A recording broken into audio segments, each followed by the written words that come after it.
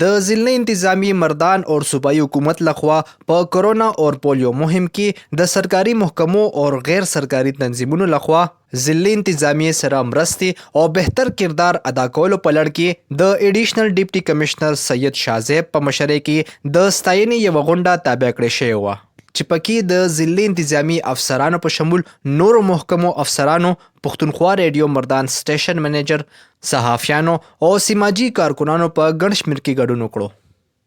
په دغه موقع ضلع انتظامی لړخه اي ډي سي جنرال سید شازیب د ټولو د مرستې او کردار ستاینه وکړه او همدغه رنګ پولیو مهم کې هم ضلع انتظامی سره د هر قسمه تعاون کولو د عزم اظهار وکړو. دغه موقع د مختلفو محکمو افسرانو، سماجی کارکنانو په میټینګ کې د خپلو خیالاتو اظهار وکړو او مستقبل کې هم ضلع انتظامی سره د هر قسمه د تعاون کولو د عزم اظهار وکړو.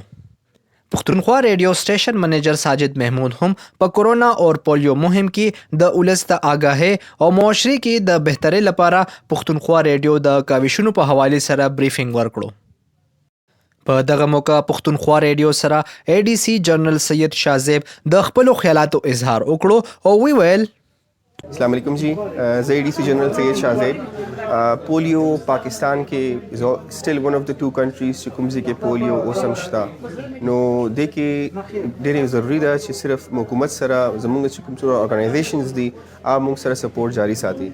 نن موږ دلته ګیدرینګ کړی و، هغه کې موږ سره ټول ډفرنټ ارګنایزیشنز وا لیډرز راغلي وو، موږ سره سره هیلپ آوټ کړی دی، موږ هغه اکنالج کړه. د موږ سره ریفیوزلز کې هیلپ کړی دي، ډفرنٹ ټیم فارمیشنز کې هیلپ کړی دي، ډېر ځایو کې موږ ته ورکرز پکار او موږ ته ورکرز راکړي دي. ډېر تھینک یو وایو چې ډېر ګریټفل یو د لپاره او موږ هوپ ساتو چې دا سپورټ په فیوچر کې هم جاري وساتي. سیکنډلی دا چې یو پروپاګاندا د خلک کوي چې جی پولیو چې کوم دا از سم کایند اف اجنډا چې کوم د خطا سو په دې خبر باندې بالکل یقین مکوي. تاسو خپل ماشومان چې کوم د پولیو کترې ورکوي بیکاز فیوچر ډېر امپورټنٹ دی. اګه تاسو نه ورکوي نو دو بیا مستقبل به خراب شي.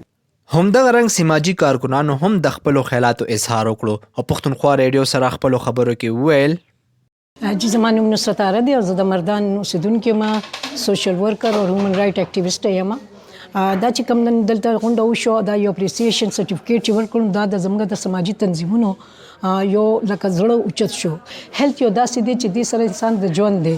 نو ظاهر دی چې یو ماشوم چې د بیماری نه بچ کو، هغه پولیو وي کو د نور څه بیمارونی کو ملیریا وي کو ټایفاید نو هغه یا چیچکی، نو دا ټول بیماریان چې کله هغه ماشوم ته ولګي نو هغه یو ښه ماشوم، یو ښه شهري نشي جوړېدی. ولې چې هغه لویږي نو صدقه مرزونه د هغې جسماني سره سره ذهني طور باندې هم هغه مفلوج کوي، نو هغه ابلیټي هغې کې پاتې نشي. نو یو کمزور انسان په حیثیت هغه ژوند تیری او خپل د کم چې کم د یو ایز ا سټیزن د هغې چې کم رایټ دی، کم حق دی خپل وطن باندې، هغه پوره کولی نشي. نو د دې مقصد لپاره موږ ته ټولو ته پکار دی چې موږ خپل انډیویژلی او سره د اجتماعي طور باندې خپل پکې برخه واچو. دا غونډو کې خلکو ته د کور په کور د پیغام ورسو چې دا ماشوم ستا نه دی، دا د قوم ماشوم دی، دا د معاشري ماشوم دی.